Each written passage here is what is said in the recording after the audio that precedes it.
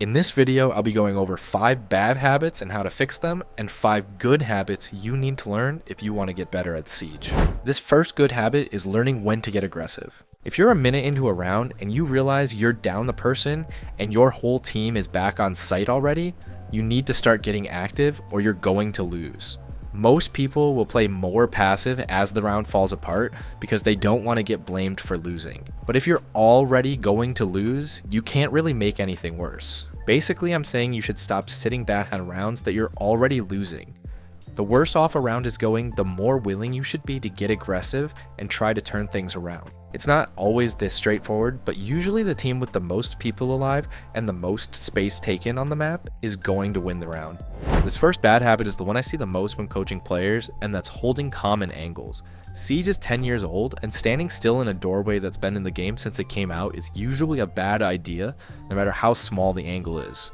The attackers are going to step out pre-aiming you, and they'll have peeker's advantage, which is just a way of saying whoever swings first is going to see the other person first, but it makes a huge difference.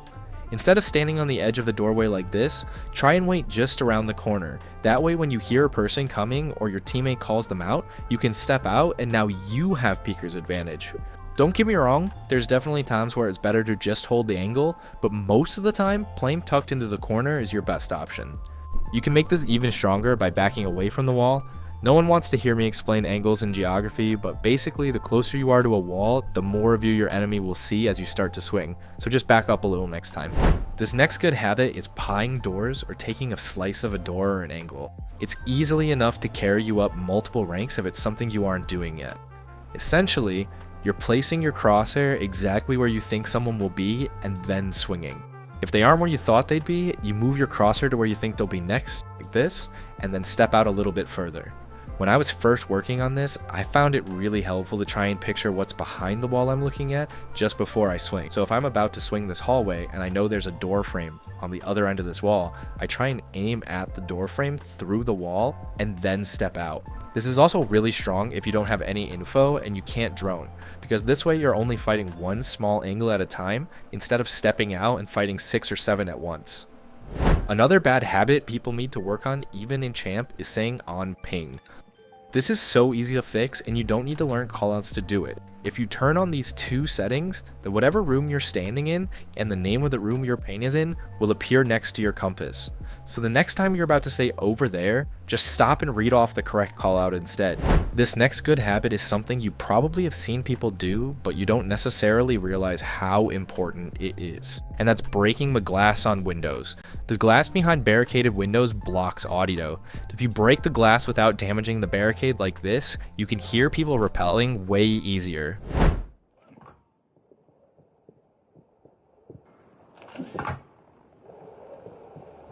This is kind of 2 tips in one because this is also true for walls you reinforce. If you know somebody's going to be tricking a wall on your team, you should shotgun open holes in it before reinforcing because you can hear things so much better.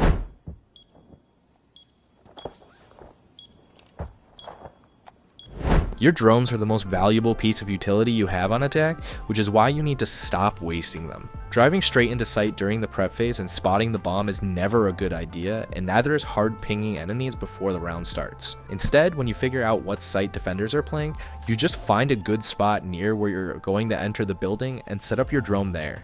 That way you can safely push in once the round starts, or even better, you can catch a roamer being an idiot like this cav.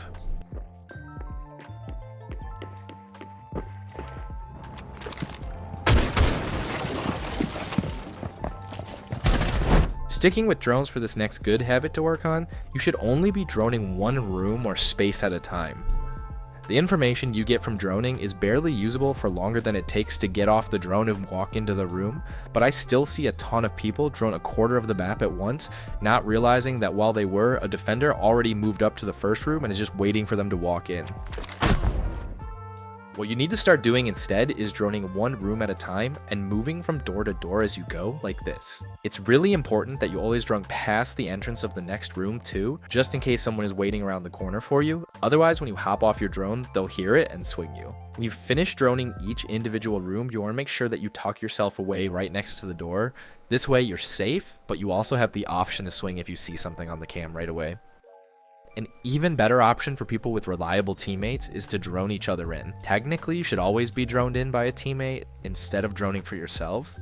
This is basically just because you don't have to go through the animation of getting off of your drone before acting on what you see. This next bad habit that people need to stop is moving too much. Chances are you don't even know that all of these different things make noise. You make noise not just every time you walk, but every time you lean, ADS, turn, change your stance, or stop moving while crouched.